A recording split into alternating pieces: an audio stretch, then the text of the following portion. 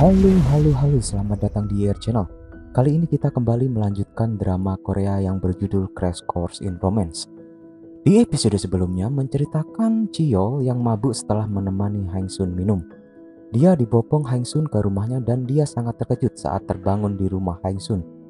Tapi saat akan pulang mereka malah dilihat oleh Dong Hee dan Yong Jo. So, bagaimana kelanjutannya? Kita lanjutkan di episode yang ke-6 ini.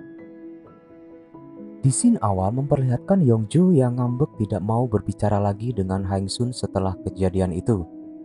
Yongju merasa kesal dengan Hang Sun karena sudah merahasiakan sesuatu hal dari dirinya walau dia sudah menganggap Hang Sun itu saudara. Hang Sun sendiri sudah mencoba merayu dan menjelaskan hal itu kepada Yongju, tapi dia masih saja merasa kesal. 사장님, 일개 직원인 저는 사장님 가정사에 외람된 간섭을 일절 삼가고 일만 할 거거든요, 앞으로. Begitu pula dengan Dong Hee yang merasa khawatir dengan resiko yang akan diterima Chiyol yang telah memberikan les privat di luar akademi. Karena Dong Hee tahu betapa sensitif ibu-ibu wali murid di kelas intensif itu. Dan jika ketahuan, pasti akan tersebar luas di internet. Tapi Chiyol menegaskan bahwa dia memakai waktu pribadinya dan les itu tidak dibayar karena hanyalah pertukaran keahlian.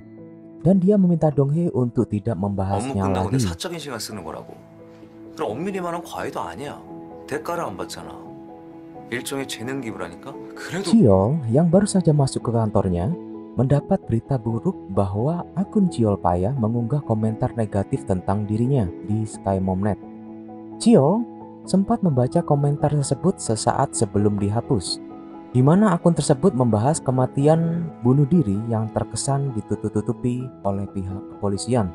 Dan akun tersebut juga menambahkan hal buruk tentang Chiyol, di mana Chiyol pernah mempunyai skandal dengan seorang siswi di saat Chiyol masih menjadi asisten guru. Hingga Chiyol dipecat dari akademi dan siswa itu memilih bunuh diri. Akun Chiyol Paya itu juga menganggap pembunuh mereka adalah Chiyol. Komentar buruk itu membuat pikiran Chiyol sedikit terganggu, dan dia sempat mencari artikel pembunuhan tersebut di internet. Selanjutnya di toko, setelah sekian lama Hang Sun dan Yongju bersikap dingin, Hang Sun kembali mencoba meminta maaf dan merayu Yongju. Dan akhirnya dia bisa membuat Yongju kembali ketawa dengan ciuman mautnya. 저 마지막 일격.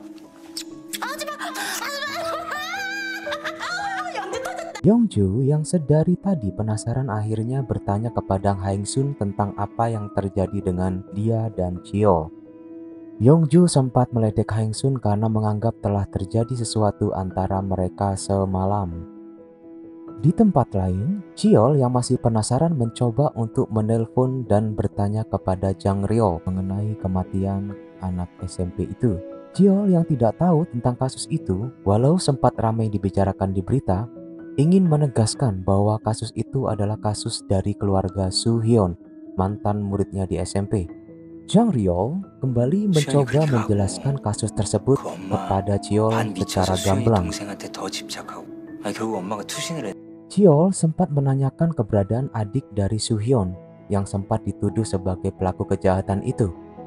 Namun Jang Ryol tidak tahu menahu mengenai adik dari Soo Hyun.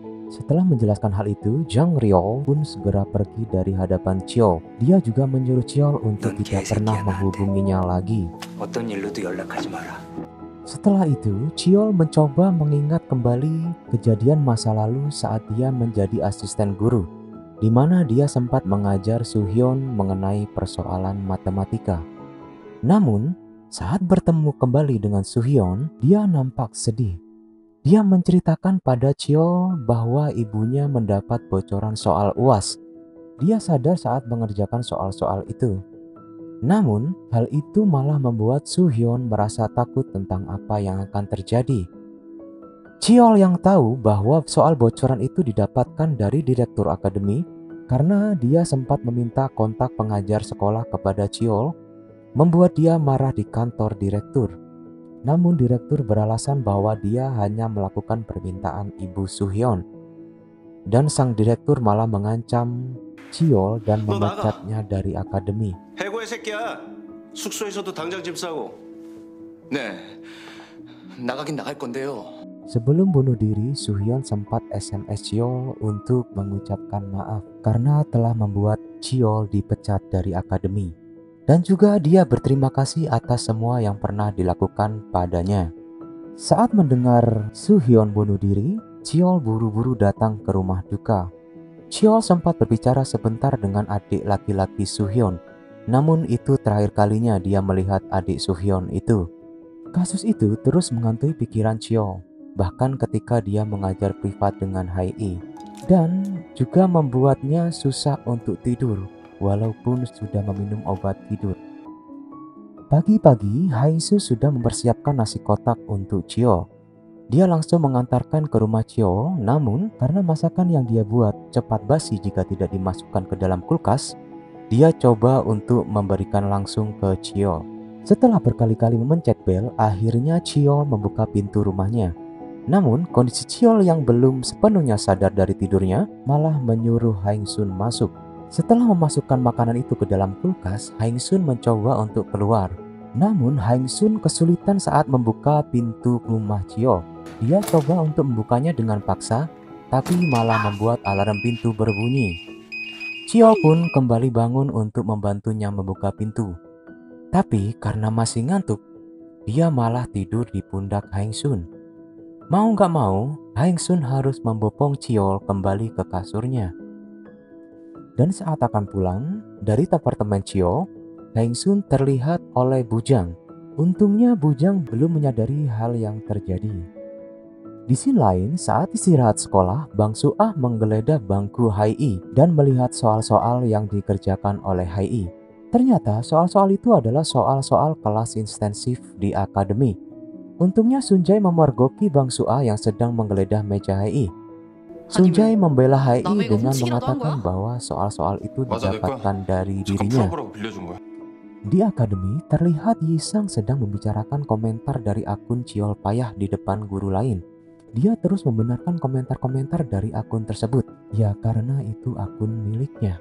Di tengah obrolan mereka, Cheol tiba-tiba datang dan berdiri di belakang mereka, yang membuat guru-guru lain berhamburan.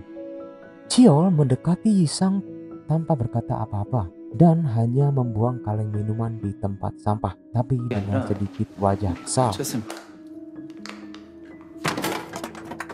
Cheol yang tidak sanggup lagi dengan kondisi mentalnya saat itu, meminta libur dan kelas pengganti kepada Donghae.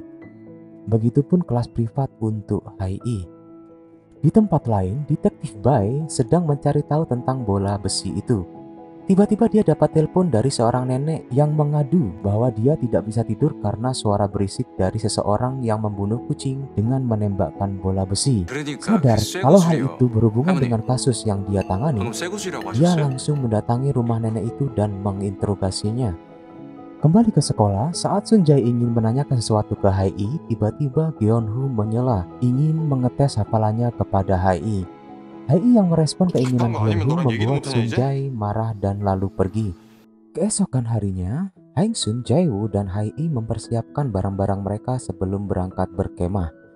Sedangkan Cheol yang sangat suntuk di rumah, dia memutuskan untuk pergi memancing. Tak terduga, di tempat perkemahan, Hae-sun, Hae, dan Jae-woo malah bertemu dengan Cheol yang sedang memancing. Pertemuan tersebut membuat Cheol sedikit kaget. Di sana, Hae-sun banyak mengajak Cheol mengobrol mulai dari nawarin mie sampai menanyakan kondisi Cheol. Sedangkan Cheol yang dari awal ingin menenangkan diri, memasang headset ke telinganya berharap ocehan Hae-sun tidak terdengar lagi. Sorenya, Hae dan Jae-woo yang sedang mencuci peralatan memberikan kesempatan Hae-sun untuk ngopi bersama Cheol. Mereka sempat bertanya tentang kepribadian masing-masing, tapi ada satu kalimat Hae-sun yang membuat Cheol teringat dengan kata-kata seseorang yang pernah menolongnya dulu. Kesempatan itu juga digunakan Hae-sun untuk mengajarkan Cheol gerakan senam untuk menghilangkan stres yang dia pelajari dari Yongju sebelumnya. Namun, senam itu berakhir tragis. Besoknya, Cheol mengantarkan mereka semua pulang ke rumah dengan mobilnya. Sebelum berpisah, Hae-sun, Hae, dan Jae-woo mengucapkan terima kasih yang sangat lebay. Tapi hal itu membuat Cheol sedikit tersenyum.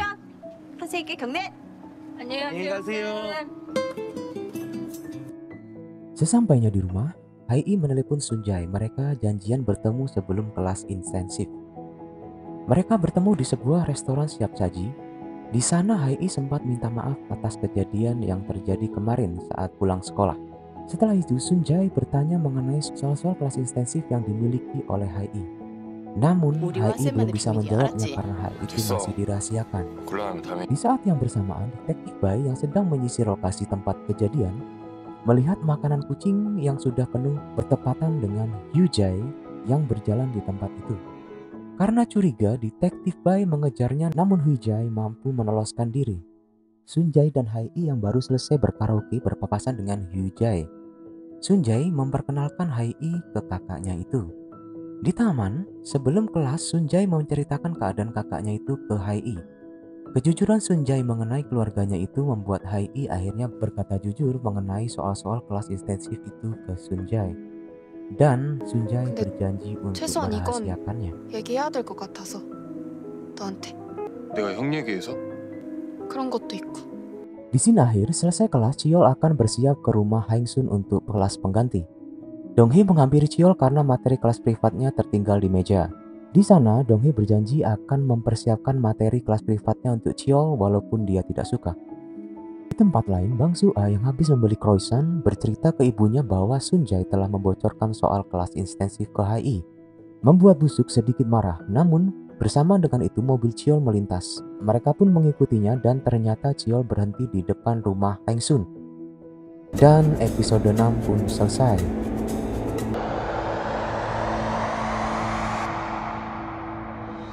Well, apakah Bang Suah dan Busuk akan mengetahui kalau Chiol memberikan les privat untuk Hai? Dan apakah yang akan terjadi pada Haengsun, Hai, dan Chiol?